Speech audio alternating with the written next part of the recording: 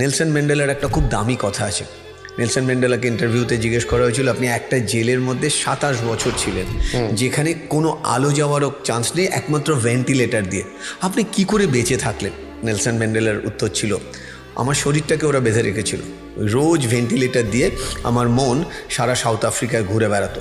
ঠিক আমার গুরুও সেরকম বললো, একটা দরজা বন্ধ হয়েছে কিন্তু হাজার হাজার জানলা খোলা আছে, তোমাকে ছোট্ট একটা জিনিসকে উল্টে দেখো, পাল্টে গেছি। আমি বললাম মানে? বলে দেখো, যখন বিপদে পড়ি আমরা কি বলি আকাশের দিকে তাকিয়ে? Hopeless end. আমার সাথেই কেন হলো? গুরু বলল এটাকে উল্টো করে দেখো, হোপ লেস এন্ড, এটাকে উল্টো করে দাও, এন্ড লেস হোপ। তার মানে যেখানে অন্ধকার সেখানে আলো। আমি এটা ভাবতেই পারিনি যে এরকমও হতে পারে। বলে কেন হবে না? বিশ্বাস তো করো, তালা আছে মানে চাবি আছে। তুমি খুঁজে পাচ্ছ না, টাইম লাগবে, বাট হবে। এই যে হওয়া শুরু হলো, উনি বললেন দেখো তুমি পড়াশোনা শুরু করো। ইন্ডিয়া টিমে আজ থেকে 10 বছর বাদে সাইকোলজিস্ট লাগবে, মেন্টাল টাফনেস কোচ লাগবে, যেটা আজকের ডেটে এখনও ইন্ডিয়া টিম বুঝতে পারছে না। স্পোর্টস সায়েন্সে এখনও ইন্ডিয়া উইক। আর আমি তোমাকে বলছি, মানে আমি রিসার্চ করে বলছি।